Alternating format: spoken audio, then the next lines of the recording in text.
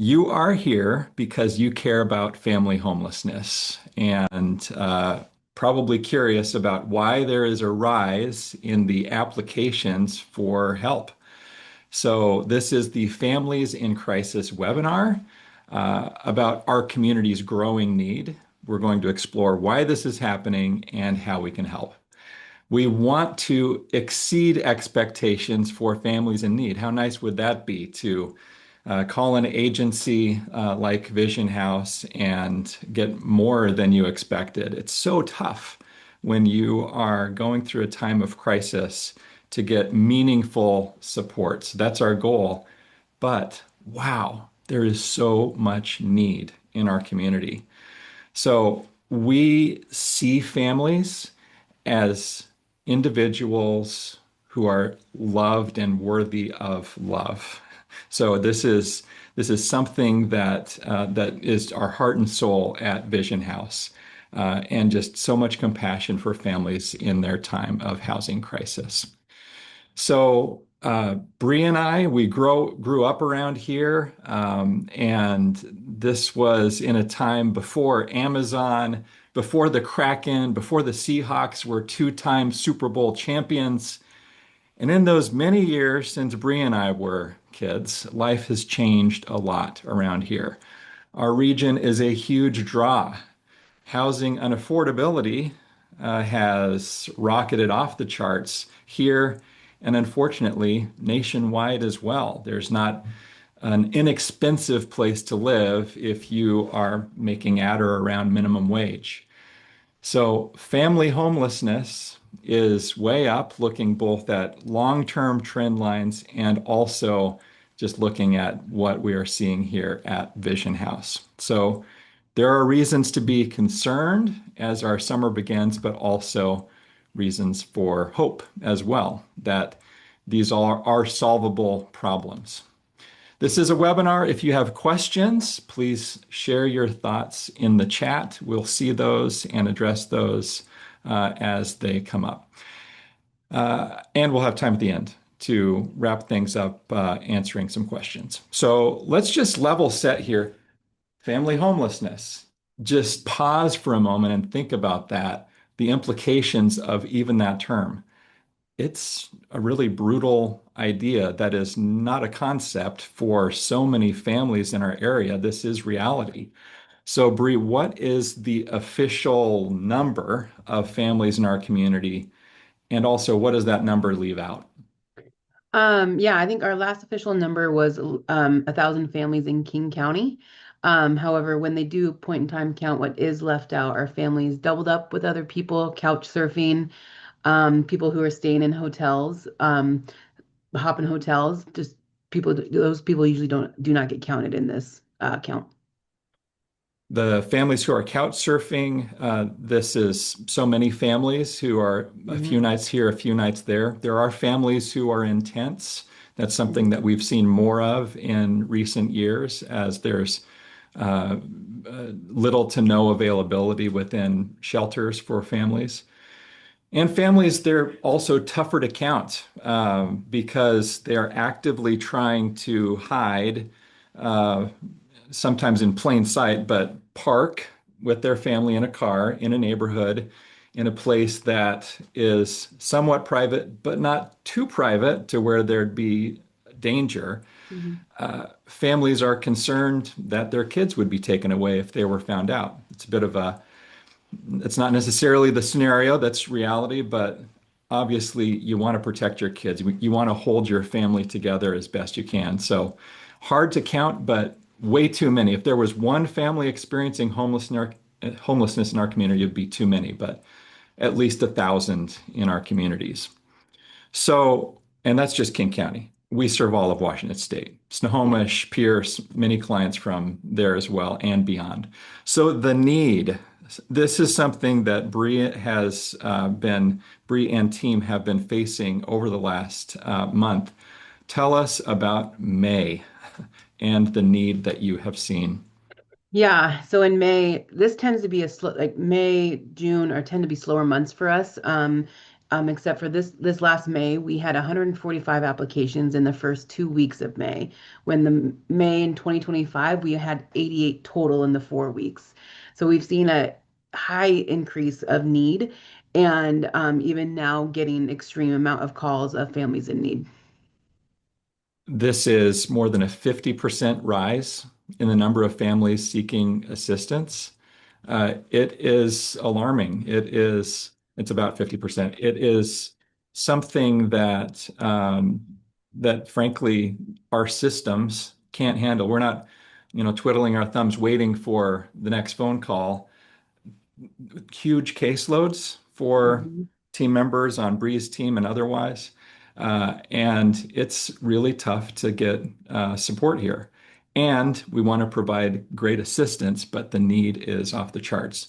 So you can see May 1 through 15. So this year, there's been so much need, and we haven't been able to grow exponentially our staff size. We've needed to have 2 weeks open on our application list openings, and then 2 weeks closed just so we could catch up to serve the families who apply. So, very alarming to see Yeah. that number of families and just within a 2 week period. So, as families are coming in and requesting this assistance, they can call and if they can fill out an application online, that's the way to do it. And then we will promptly follow up with them and actually have a real phone call with families and begin to sort things out. So I was asking Bree, what's the commonality here? And she had I like real clarity. Bree had to me a frustrating answer. What's the commonality? It's a lot of things, right, Bree? Yeah, yeah. Yeah, there's just so much going on. I think that, on average, we're seeing housing debt, 20,000 plus. We're seeing agencies when we're trying to get payment plans, agencies because of the funding structures, like they can't pay the whole thing and they won't say they can pay any until everything's covered. We're seeing landlords who won't take payment plans. Mm. And so the housing debt is a really huge piece to family homelessness right now. We're seeing domestic violence has always been the leading cause of homelessness, but we're seeing it more extreme cases, which are needing a lot more services than we're able to provide. So a lot of more partnership. We're seeing when it comes to people getting into housing, we're seeing, especially up in North King County, we're seeing that they need 3 times the rental amount that they bring in income, which that's really hard to make, even if someone is not experiencing homelessness. Um, and then moving costs. Moving costs sometimes can average to $8,000 up front, which again, it is hard to find any agency or like help a family like budget and save 8 grand to get into a home. We've also seen couple shelters shut down recently, and that's caused another huge wave coming in. We're seeing families lose all of their savings when they are able to save because staying in hotels, shelters are really full, as everybody's heard. King County, we've been pretty much full for the last couple of years. So we're seeing families struggle to get into shelter. If they don't have a car, they don't want to stay in their car. They try to stay in hotels, but they're then using up all their savings to be able to stay in those cars. And especially right now, as we're getting closer to FIFA, hotels are now upping their prices. There has been some who've made contracts, but majority of them are upping their prices, so families are not able to afford that anymore. So even pre-FIFA, we've been dealing with the persistently Yeah. high rental costs. So if you make minimum wage in our area, which is higher than the national average, your monthly take home is about equal to what it would cost for market rate rent for a two-bedroom apartment. So do the math there. How do you do that if you're a family, if all of your take home is going to rent? Plus, you Mhm. have every other cost that you can imagine for raising a family, including childcare with little kids. So inflation has been, it's hitting us all. It's hitting us Mhm. all. We feel it at the gas pump. And food prices, I'm amazed. It seems like the packages are shrinking, but the prices are staying the same. Yikes. Job losses, domestic violence. For families who live here at Vision House, this is a commonality here. If you need to protect your kids, you got to protect your kids, and you'll figure out the rest later. Closures of other organizations. Vision House, we have had a strain on funding. We are solid, but it is really a tough economy for making the ends meet for organizations and for organizations that depended on a lot of federal support. A lot of that support is dried up, and so there has Mm. been closures. And for immigrants, refugees, asylum seekers, an especially tough road, as a lot of the assistance for those families has also been challenged within the last year and a half. So, wow, a lot to take. And I mean, for myself, as I recite all of these factors here, is there hope? Oh my Yeah. gosh. There's one more thing I want to touch that I forgot. I think that Derek mentioned that we are seeing a lot more families outside in cars and tents, and I think a piece with that people might not think about is the mental health piece when it comes to that. Mhm. Like it is so hard to stay on top of everything you are supposed to do. Our systems are pretty hard Mhm. to navigate, and when you are staying outside, figuring out how to charge your cell phone, trying to make sure you have Wi-Fi to look at emails, just because as you're working with orgs, like that's how they get a hold of you. And so we've seen a significant increase of people needing mental health support or just like support trying to organize, which can be really tough because of having to stay outside and not always having access to electricity and whatnot. So the question of what does a family's situation typically look like? We've hit on a few things, but typical, I mean, everybody's a little different. We've Hmm. got unique challenges.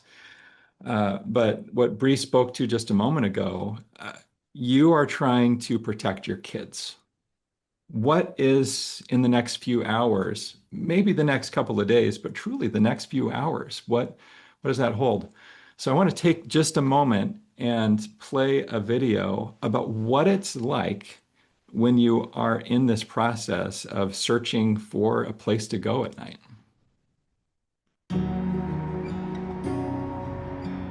Imagine that you were trying to find a safe place to park for the night. Your kids are in the back seat asking you where we're going to go. And you're trying to find the answers. And maybe you say, well, it's going to be a surprise for all of us. It's just under $6 by a penny, $5.99 a gallon. That really hurts. Probably shouldn't go over $20, but that will not even get us 4 gallons. You've been calling the family shelters every day, on hold, leaving messages, not getting a call back. And every day you pick your kids up from school and they're asking, Mom, where are we going to go tonight? They've gotten kind of used to the idea that we're going to park somewhere tonight. We're not going to be in a bed. When a parent is experiencing homelessness and worried about keeping their kids safe, they're in a constant state of survival. You are just struggling to get all the basic needs met every day. Not sure where the meals are coming from. There's no way to prepare a meal, and you're constantly worried about safety. You're trying to find a safe place to park at night, a place where you won't draw too much attention to yourself. You don't want the place to be too isolated either, where something could happen. This is absolutely exhausting. We don't want any child in our community to wonder where they're going to sleep tonight and where their next meal is going to come from.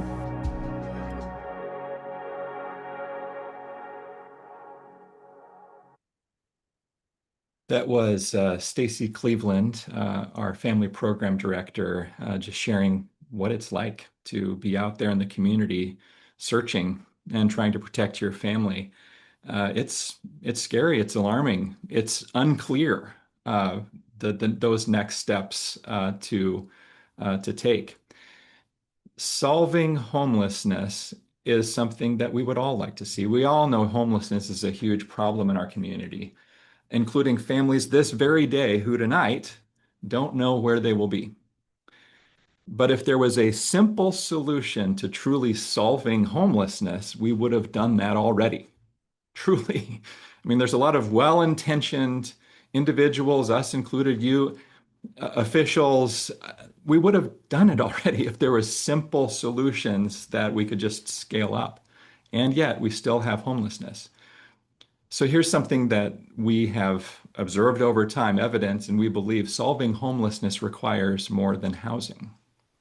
So because this is involving people and people with hearts and souls and identities and hopes for the future, we need to work with people compassionately, and it takes time.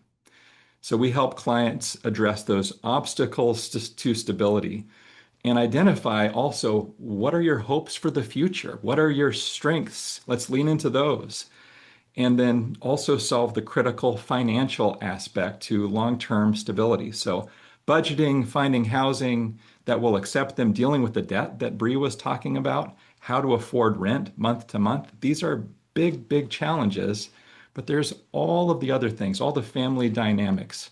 So time, real relationships, these resources and services, and finding safe housing families can afford. It's tough, but it is also possible. So, Bree, as I share all that, I'm sure that there's probably many stories that are flashing in your mind.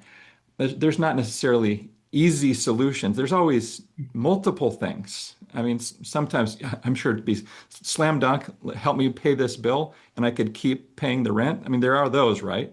Yeah, there's some. Yeah. Yeah, but actually solving so many of these stories, it requires a lot of work and time. So with the program, Bree is responsible for these diversion centers. Tell us what happens there in our diversion centers, Bree. Yeah, so the families come in for for the first time, and our main goal is like Derek was just talking about is gaining a relationship with them. We want them to trust us to really get to the root cause, not just working on housing. We trust is number one, and so they come in. We always tend to work on housing in the beginning, but we also want to give them an opportunity to relax, take a breather. They have options to use showers and laundry if they're needing it. But really get to have sometimes what we've been told is the first time they've really sat in front of somebody from an agency and had a one-on-one discussion about what's going on. So sometimes it can look like just getting their story out, just talking about the hardships. But then we do get to the details, and we work on housing. Anything that they identify that can get them to the next steps. We're housing, school, childcare. Recently, we've even helped them get connected to a primary care provider because they haven't been to the doctor in a long time, and that was causing some issues. We've connected them to lawyers, some treatment centers, you name it. What they identify, families know themselves the best, and they know what's best for the families, but they just have a hard time getting to those resources because our systems are not easy. So that's what we're here for, is to help them get to what they've identified they need. No book that tells you how to navigate family homelessness falls from the sky with a parachute upon your crisis. So Mhm. having somebody to help see you compassionately and help walk you through this. And as Bree was saying, if there's a situation that's not our expertise, then we will connect you with resources. Mhm. But we have a very talented team who's able to solve so many problems and also know where else to go. Finding Mhm. paperwork for your kids to be enrolled in school, to find resources. I mean, that's a huge obstacle and something that's tough to do if you don't have reliable internet or no phone at all, if you're just looking at the next few hours. So this is a look at our diversion centers here. In the last year, we have doubled the size of this program in our footprint. We have a large diversion center in Renton. We've expanded with a diversion center in Shoreline. This is a look at our facility, and we're in the process uh, of expansion and about ready to move in because we have finished the work and we're going to be moving furniture in here to serve families. So, what Bree was talking about, this is providing an avenue for stability for families to come in, get those resources, but also take showers, do laundry. I mean, that's critical as well, the showers and laundry. Yeah, I think a piece on that, Derek, is that we have families who, once they get comfortable with us, because we have a lot of people looking for employment, they get comfortable to where like they call and say, "Hey, I have a job interview. Can I please come take a Mm, shower?" Because they don't have any other mhm, access to that, and so we make sure that we are available. They can come in, take showers, get ready. Also, make sure that they have clothes for job interviews too.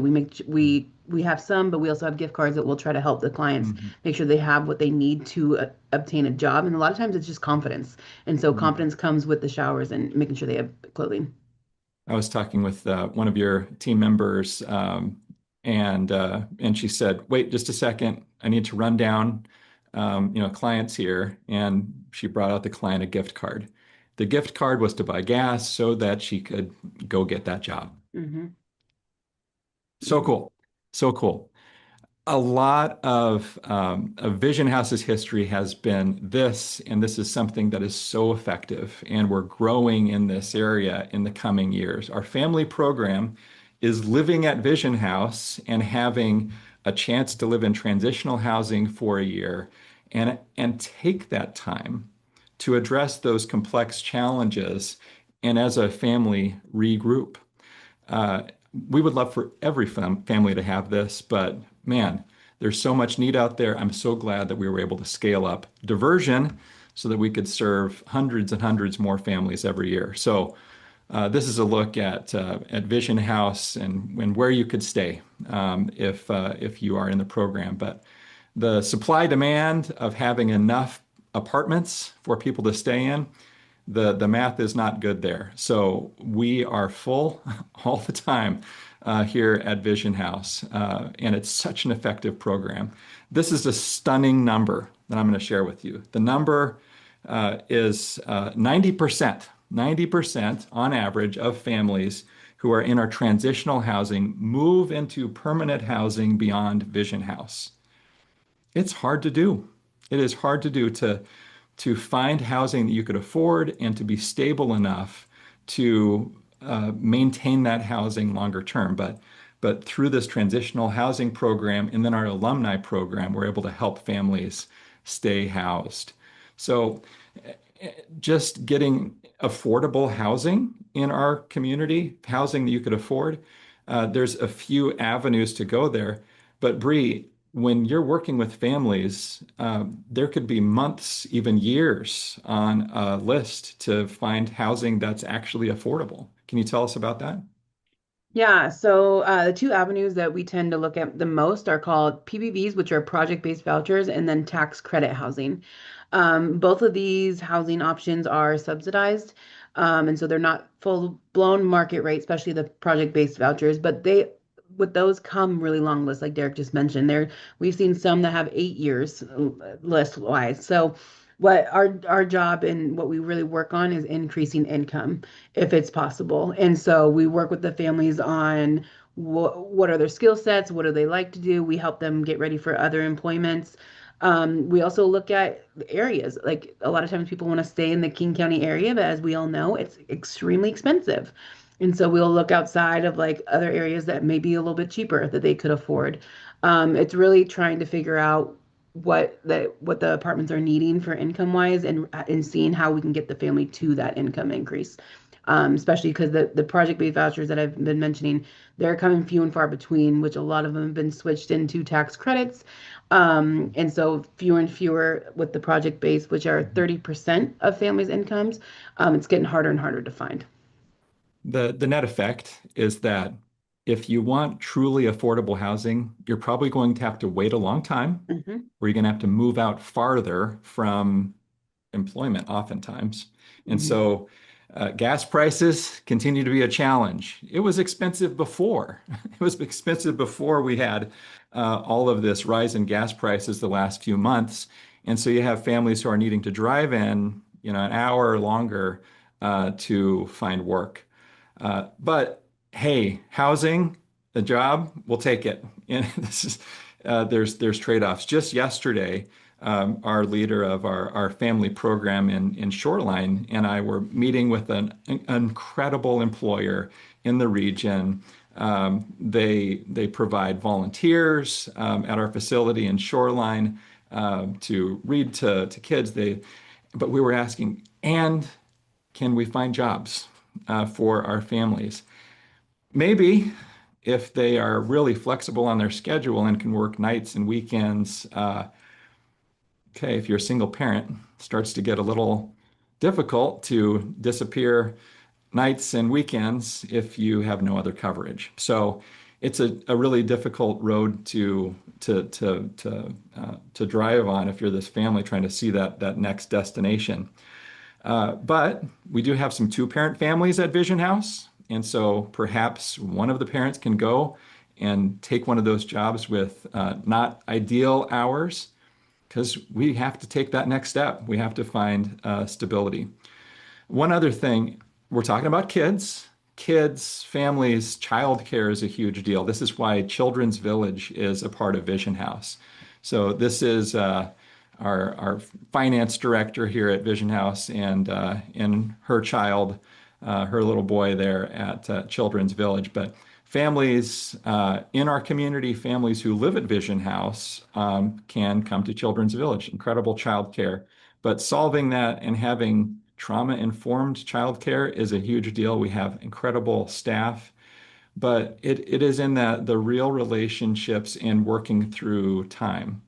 So, Bri, can you share just a bit about how we're serving kids in the process? I mean, we serve the needs of kids in diversion, but also family program. Anything come to mind as highlights for how we serve kids? Yeah, so in diversion, I mentioned like we've helped kiddos get like primary cares for in diversion and make sure they're in schools and make sure they're connected to McKinney-Vento, which is a program that supports families experiencing homelessness. Make they can stay in their same district that they want to be in, even if they're kind of moving around. And then in our transitional housing program, they have a kids club, they have teen night, which has been a huge success where teens can get together and talk about a lot of different things. It's led by our counselor in Renton. They also get to have during the summer, there's like different camps and whatnot that our YFAs help them get connected to. There's a really cool courtyard that kids get to play in. Really trying to, every kiddo is individualized just like the families, and so whatever like their needs are, they work with their YFAs and making sure that their needs are being met just like the parents' needs are being met. That's Because really we know interesting. The that the whole, YFA, these youth and family oh, advocates. thank you. So case managers for adults to solve the problems. I mean, I'm generalizing here, but let's find housing, let's find employment, let's work on those hard skills. And then the YFA is focusing really on family dynamics, health of family, especially the needs of kids. And family homelessness, I mean, it's just such a horrible idea, but this is happening in our community. We don't want kids to be traumatized and fall into that same situation. And yet, there's families who are here at Vision House who you've served, Bree. Oh my goodness. The mom also had time of homelessness, perhaps extended period of time living in a car. So, can you talk about just trying to end this cycle of trauma, why it's so important to really attune to the needs of families in a holistic way? Yeah, I think trying to end the cycle is showing just like what is possible and what is out there. I think that trying to really with the youth and family advocates, really trying to hone in on the kids, what their needs are and make sure they're being met because basic needs when they're met can change for their future and also making like healthy you just mentioned the healthy family so they work on the while working on the dynamics of the families there's always usually breakdowns when you're experiencing homelessness. There's a lot of trauma going on and not all the times do the parents not they're not ignoring it, but it's hard to see sometimes. And so making sure that they're going to counseling together or we plan where they get to have like family nights and we provide the stuff, but it's the family really Mhm. getting closer and that connection when the connection's broken is where problems can continue to happen. But when the connection is re-engaged and it is strengthened, we tend to see a little bit more success when the family moves out of Vision House. And it's challenging, but we do know that there's success. So, Bree, can you share a good story Can you Yeah. share, like, there's a reason to hope. Can you share a story of impact with us? Yeah, no, there is. Currently, this is a family that we're still currently working with. It's a family of eight. They are staying in a car right now. They lost their housing due to a medical event that happened, and they fell behind in rent. So ultimately, they were evicted. Um, Dad is working, and he's making about 3,800 to 4,000 a month, which sounds like a lot. But again, going back to when I talked about the how much rent, how much money you could make, they want three times the rent. And a family of that size, it is extremely hard to find something with their income right now. They're coming in almost every week, if not every other week. They're a family that really utilizes the support when it comes to looking for better employment. This is a family that also uses the showers and laundries every time they come in. And they also have talked about we make sure we provide meals for families if they want it. Mm. And this family often says is the only time they get a hot meal is when they come into our centers. And so they work with teams so closely, and there's so much trust built there that maybe one of the parents comes in, both parents come in, the entire family comes in, Mm. and they are working on what the next steps are. So we have working on employment, working on housing, getting the kids situated in school. We've helped get them into childcare. Mhm. So then also when they're going to these appointments with other agencies, they don't have to have all their kiddos with them. And then we're providing the basic needs of, we have a food pantry that they often utilize. Our food pantry is a food pantry that often, when we have, because we have so many families in cars, we get specific things. So they're able to have meals Okay. and specialized So, food when they're yeah, in their car. having a can of food helpful if you actually have housing, but not helpful if you have no way to heat the food if you're living in a car. So, Correct. Yeah. And uh, then uh, also, part of our centers is that we are open multiple Saturdays a month. We were trying to fit that gap of families. Maybe they mhm, are working. It's hard to get during the week. We don't mhm, want them to ask to take work off. So they often utilize our Saturdays because that was what's best fits their work schedule. And so they're able to mhm. come in.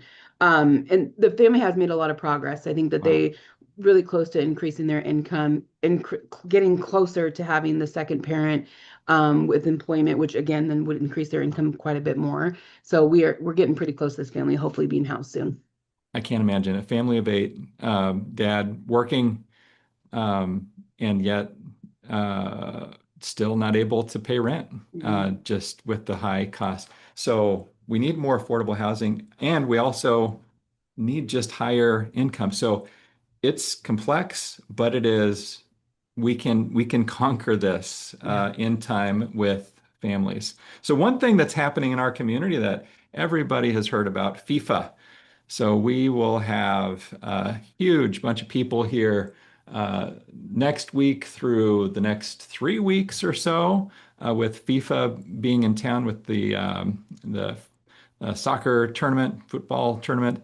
Uh, Wonderful that we have the world coming to Seattle. Also, a challenge with hotel prices. So, what are the implications, Bri? Yeah, just like I mentioned, hotel prices have skyrocketed for getting ready for FIFA. Also, as it's a really good push, they're pushing for public transit to be used. However, a lot of our families depend on public transit, so there's a little worry of like, what is it going to look like on public transit? Is there going to be different routes that families are going to have to figure out? Is there going to be longer rides? It's a lot of there's a lot of unknowns with the public transit right now on what that's going to look like. I know that Mhm, Seattle's trying to get ready for it, but at the end of the day, things happen. And then also there's a big thing, with the World Cup, there comes a fear of the sex trafficking and what that will look like with when that big crowd from all over the world comes in. And so just getting ready for all of that for the families has been pretty tough.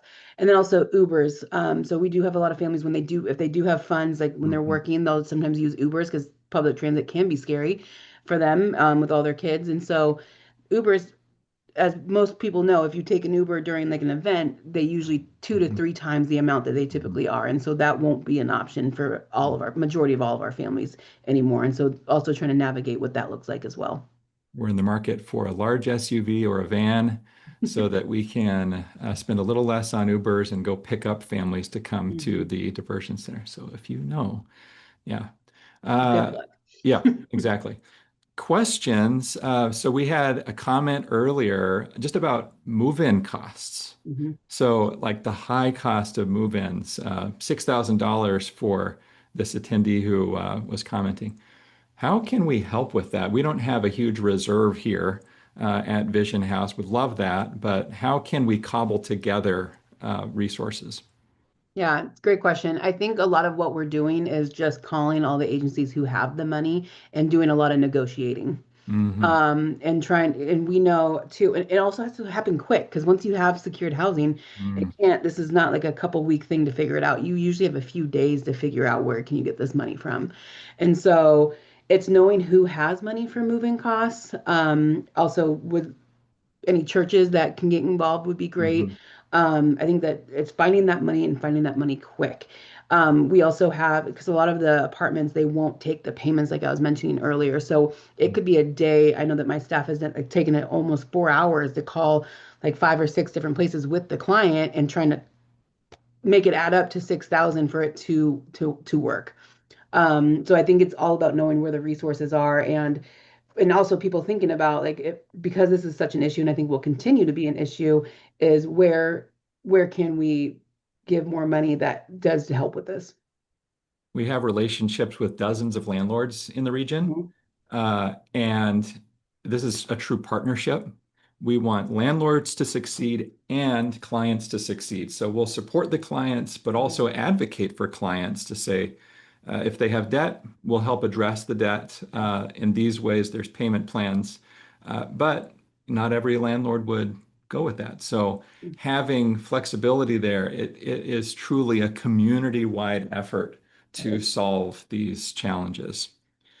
So, Bri, thank you so much for joining us. Casey, do we have any questions that have come in? We do. We have quite a few questions. Okay. Many around what can people do? How can people get involved? First questions are from Heidi. Thank you, Heidi, for sending these before the webinar. How do we get the word out about resources for people? 211 doesn't seem to help much. Everyone is at capacity. And what resources are available to help prevent homelessness? Yeah, 211, you heard a 911, but if you need housing, if you need assistance like this, call 211. But I mean, there's a lot of demand. So what do you think, Bree? Yeah, I think it's a really big question for a really big answer that is probably going to be frustrating. And so it is hard. It's a lot of calling. I think that unfortunately think like funding shifts all the time and even there's some places I know that has this fund right now, but next month it could be different. And that's the hard part is that funds are changing all the time. And so it's a lot of there, yes, there is 211, but even if there's like agencies or people, like if you are very involved with advocacy in your personal life, is just straight calling these agencies and asking. That's what my staff is doing all the time, and we keep each other updated. And there's a group chat going at all times. Wow. And the next day or the next week, it could change again. And so it's truly just having a call, which is frustrating, I know, and especially for the clients when they're getting all these no's. So that's why we take it upon ourselves to make sure we're doing all the calling and trying to stay up to date as possible of where the funding is. The other agencies in our region serving families, we are in relationship with them. Mhm. We want to work with other agencies to help see success for these families. Casey, any other notable questions here? Yes. So, questions from Debbie that we haven't really talked about yet. What prevention strategies are proving most effective? Mm. Yeah, so we don't necessarily do prevention. However, when a family calls us and tells us that they've gotten an eviction notice and they have to be out, um, we will try to talk to the landlord, but if it's too far to like where they're in the court system, it's more or less like if they have income, we try to figure out what, okay, you have the income, let's go find either a permanent housing solution that is affordable for you, because maybe income has changed, and or is a program best needed for you. Unfortunately, there are agencies out there that do prevention, but that typically looks like a bigger fund that we just at Vision House we don't have. Mhm. But if someone calls us and says that's what exactly what they're looking for is prevention work, we will get them connected to an agency that does prevention. Yeah. Anything else to share, Casey? Yeah, one more from Debbie. What are the biggest safety risks for children experiencing homelessness right now? Great question. I think safety risk is it's that's hard to answer just because like the families are trying their hardest not to have any. Like they keep their kiddos safe, but I think at the end of the day, kids will fall behind, continue to fall behind if we don't have enough housing, if we don't have enough shelter, because it is so hard to try to get to school, get to therapy, get to these doctor's appointments if they don't have something stable. The parents are doing the best they can, even if they're in their cars, they're making sure that they're safe in the car, and a lot of parents are not sleeping fully. Mm. But if the more housing, the more even shelter for just a short time and more transitional housing, the better because those kids need stability in some piece of their life. Just to give a sense of scale, Vision House has 42, 43 available apartments uh, with our transitional housing, this one-year program. And we have about 300 families who we're working with through our diversion program. So easy math shows the supply demand is really tough. But Mhm. safety, if you're going from house to house and you're kind of going farther outside in your social network, you're starting to stay with people who you don't know very well. Like there's risks. There's risks. So we want families in safe places and stable places long term. Thank you, Casey. Bri, any closing thoughts here? Um, I don't, not fully, but I think just thank you everybody that has come today. And I think the more conversations that are had, even if you feel that you're not fully equipped to have conversations, the more conversations, the better, because the more people are going to hear about what the need is Mhm. and what things we need to see change. And don't ever hesitate to reach out if you guys have more questions. This is our social. Scan this, and you're going to get connected to all of our social at Vision House. We need volunteers, advocates, donors. We are a community supported organization. So, individuals, businesses, foundations, churches, and we have partnerships with local, state, and federal government to some degree. It's growing here at Vision House. But we want to see a life beyond homelessness for these families. So, thank you, Bree, for sharing today, and thank you for spending time with us. We'll send you a follow-up after this, and thank you. We're all in this together.